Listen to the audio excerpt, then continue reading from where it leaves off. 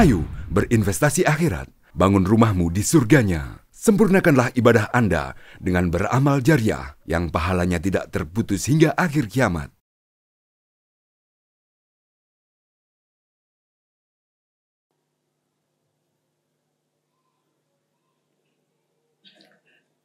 Alhamdulillahilladzi arsala rasulahu rahmatan lil alamin wa anzala kitabahu hudal lil muttaqin.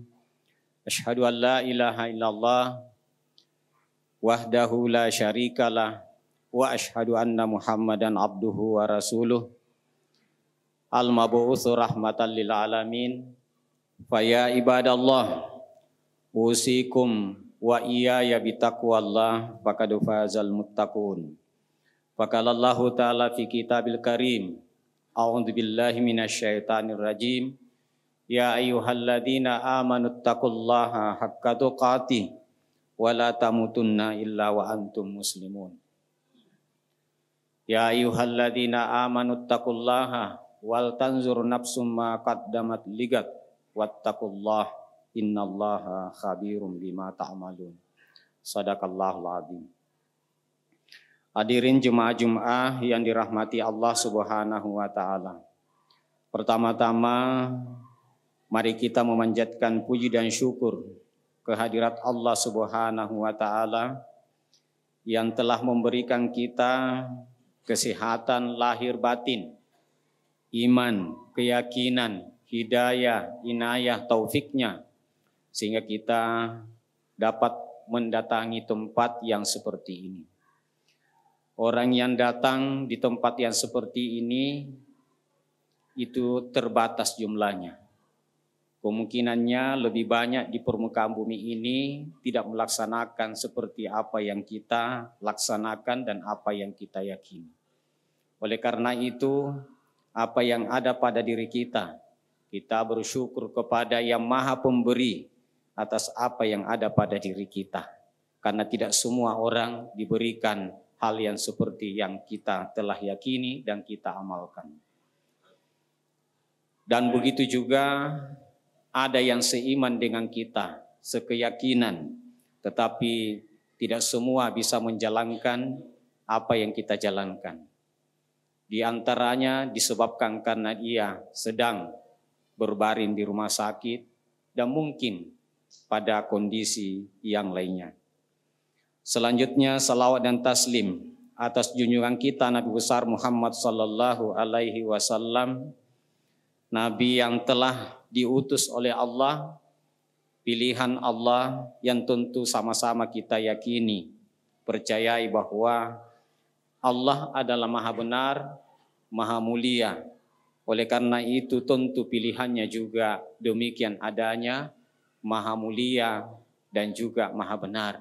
Maka kita harus yakinkan pada diri kita bahwa kita sudah berada pada jalan yang lurus, di atas jalan yang benar, siratal mustaqim.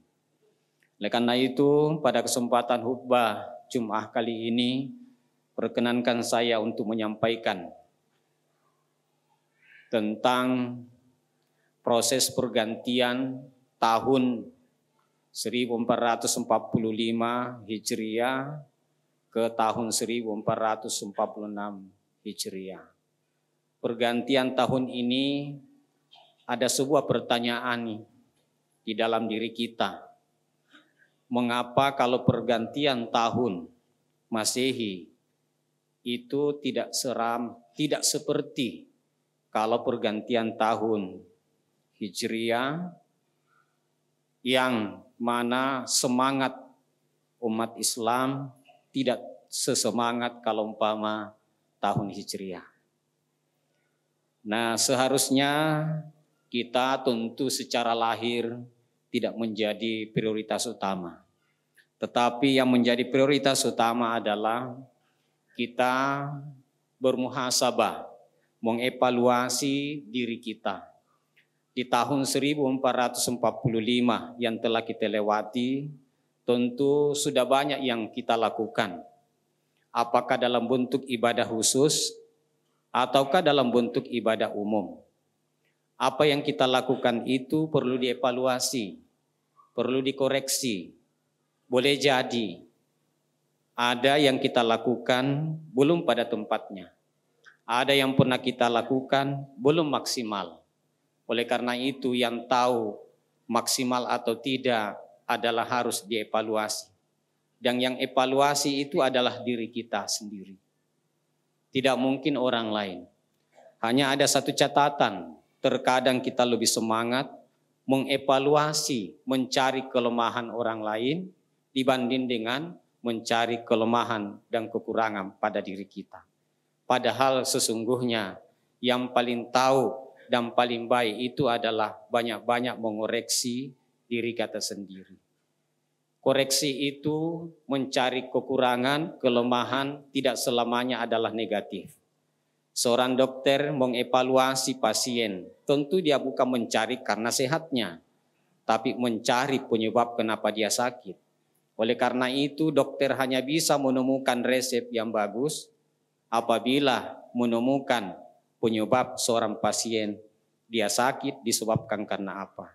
Setelah datanya jelas, maka dia membuat resep yang tentu adalah sesuai dengan apa yang dibutuhkan oleh pasien itu atas penyakit yang dia terima, atas penyakit yang dia derita.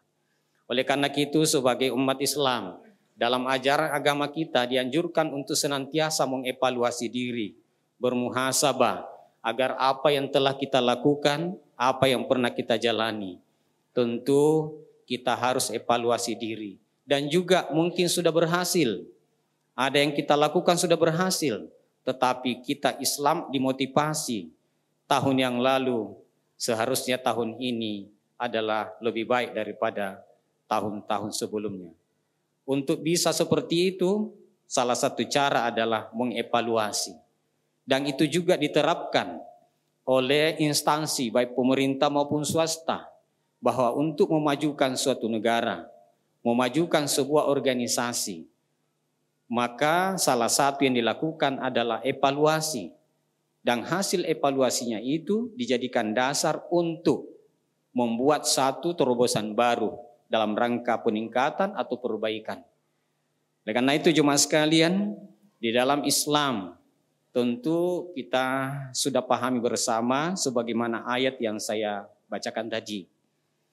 Wahai orang-orang yang beriman, hendaknya dia itu senantiasa memperhatikan, melihat apa yang telah ia lakukan untuk bekalnya di hari kemudian atau hari kiamat nantinya. Bertakwalah kepada Allah. Sesungguhnya Allah itu maha mengetahui apa yang telah kita lakukan itu. Mari kita coba jemaah sekalian. Ayat ini singkat, tetapi di kata takwa diulangi 2 kali. Ya ayyuhalladzina amanu taqullaha wal tanzur nafsum ma qaddamat lighad. Wattaqullah. Diulang 2 kali. Yang pertama, bahwa kita ini harus memahami makna takwa. Yang pada umumnya diketahui adalah takwa itu menjalankan semua perintah Allah dan menjauhi seluruh larangannya. Kalau kita coba melihat sebahagian ilmu tafsir, kita temukan bahwa takwa itu adalah keadaan jiwa orang. Keadaan jiwa seseorang apabila di dalam jiwa orang itu ada merasakan rasa takut, rasa malu, dan juga menghadirkan tentang perasaan selalu dievaluasi oleh Allah Subhanahu wa taala dalam segala keadaan. Itulah takwa. Jadi walaupun orang menjalankan perintah Allah, misalnya kita disuruh salat, tapi tidak merasa diawasi oleh Allah, juga masih perlu kita tingkatkan lagi derajatnya, kualitasnya. Ada juga mungkin bersedekah, berinfak, tapi tidak merasa diawasi oleh Allah Subhanahu wa taala. Ini perlu juga dievaluasi. Oleh karena itu, ada 2 syarat diterimanya ibadah. Apakah ibadah khusus atau ibadah umum kita, syarat diterimanya ada 2. Yang pertama, Ikhlas karena Allah Subhanahu wa taala. Kita lakukan itu karena Allah. Oleh karena itu apa yang kita lakukan termasuk memberikan sesuatu yang baik. Apakah langsung kepada sesama orang, sesama manusia, atau melalui lembaga atau tempat ibadah. Mau dicatat, tidak dicatat, disebutkan atau tidak disebutkan, urusan si penerima. Tapi bagi yang berimpak bersedekah, itu adalah selesai. Ya Allah, saya sudah melakukan perintahmu. Lillahi ta'ala. Semua dilakukan karena Allah Subhanahu wa ta'ala. Kesempatan ini pula saya ingin menyampaikan sedikit. Kita baru-baru yang lalu melaksanakan ibadah kurban. Ibadah kurban masih segar pada diri kita. Sebagai juga salah satu yang perlu dievaluasi, yaitu orang berkurban kadang-kadang punya kemampuan yang lebih. Tapi dipikir-pikir, kadang-kadang mencari strategi. Mau berkurban atau tidak. Kalau berkurban masih ada yang saya mau biayai. Tidak berkurban saya malu sama tetangga. Nah ini kan sudah mencari-cari celah. Padahal sebenarnya berkurban adalah kesungguhan di dalam diri kita. Bagaimana caranya bisa kita lakukan. Kemudian selanjutnya jemaah sekalian. Setelah kita itu melakukan ibadah dengan penuh keikhlasan.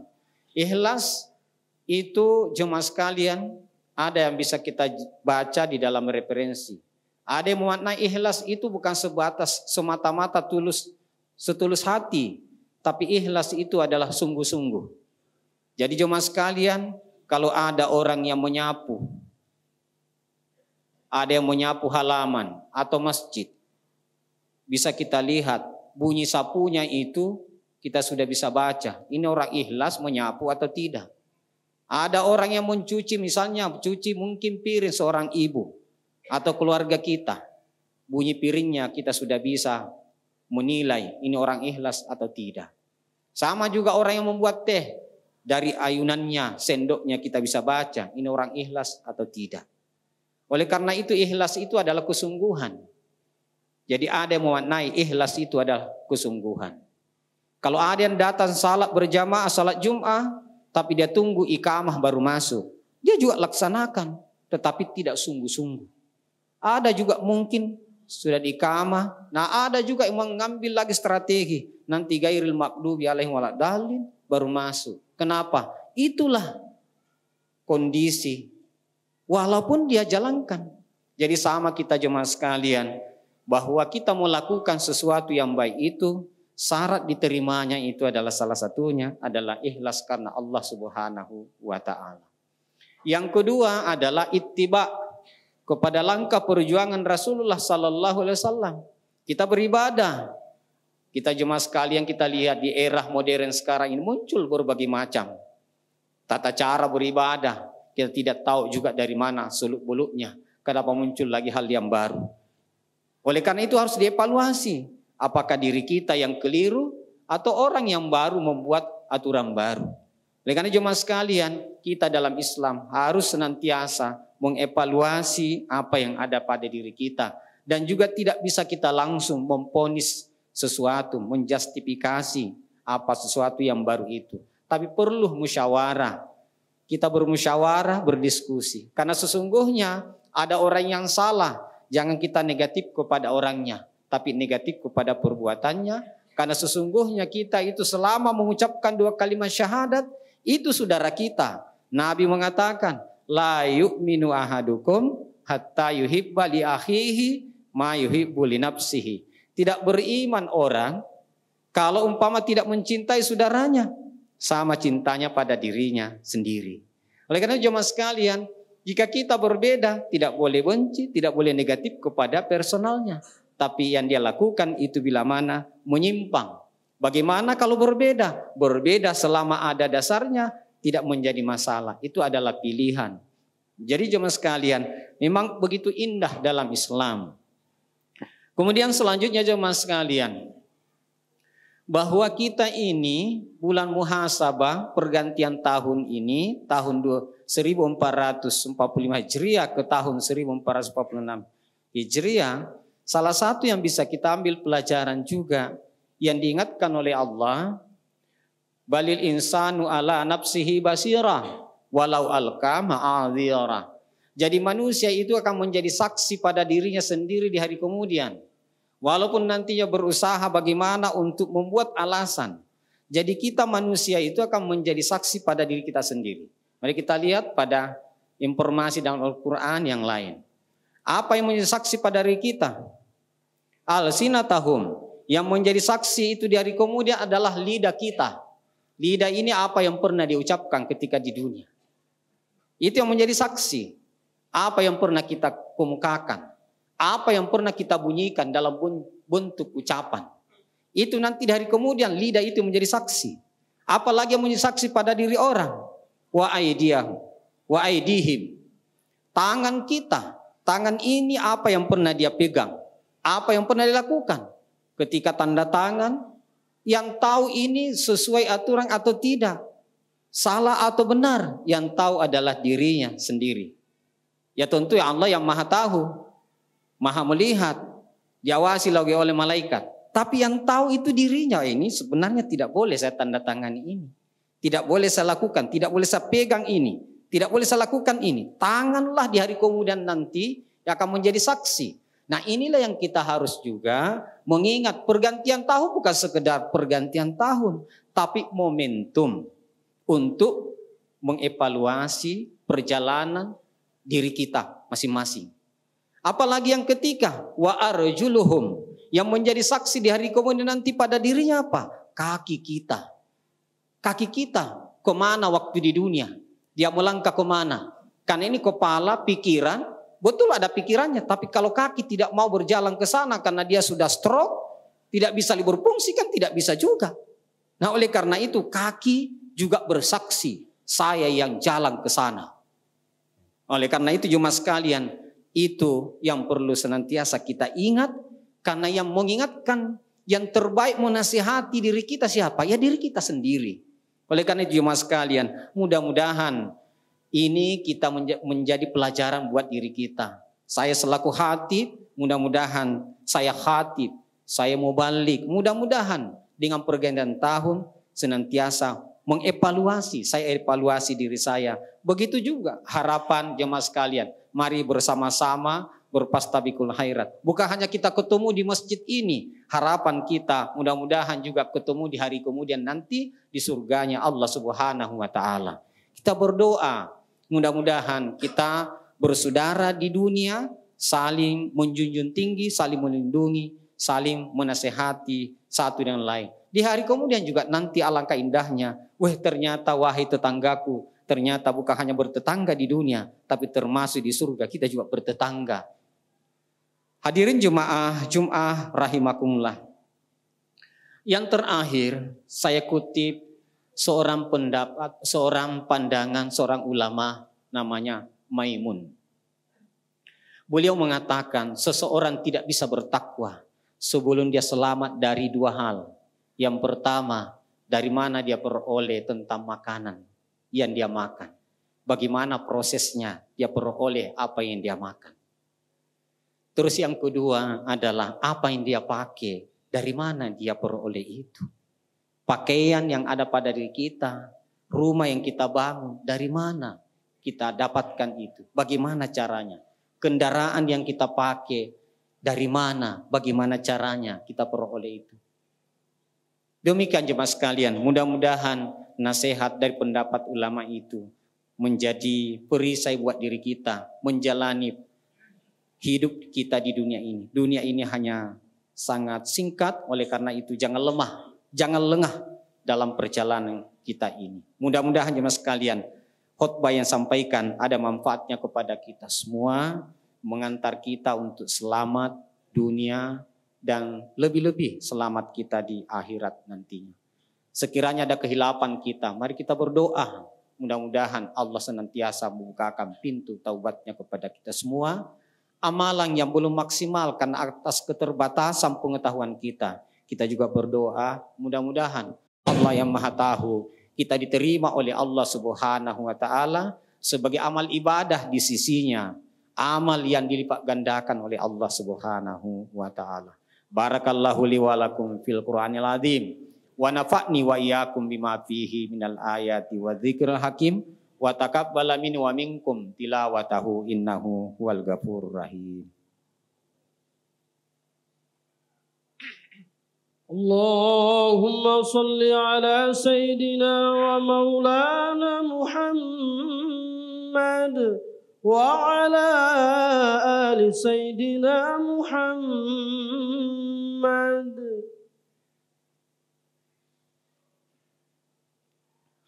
Alhamdulillahilladzi hadana li hadza wa ma kunna linahtadiya laula an hadanallah.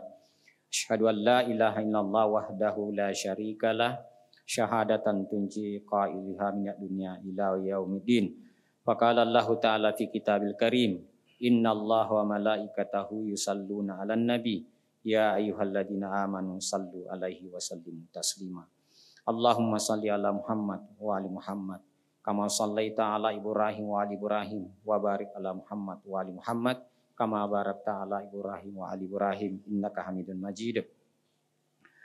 Allahumma ighfir lil muslimina wal muslimat wal mu'minina wal mu'minat al ahya'i minhum wal amwat innaka samiun qaribun mujibu da'wat wa qadil hajat. Rabbana ighfir lana wal ikhwanina alladhina sabaquna bil iman wa la taj'al fi qulubina ghillan lil ladzina amanu rabbana innaka raufur rahim. Allahumma inna nas'alukal afwa wal afiya fi dinina wa dunyana wa ahlina wa ma'alina. Rabbana atina fid dunya hasanah wa fil akhirati hasanah wa qina adzabannar. Subhana rabbika rabbil izzati amma yasifun wa salamun alal mursalin walhamdulillahi rabbil alamin wa aqimis shalah.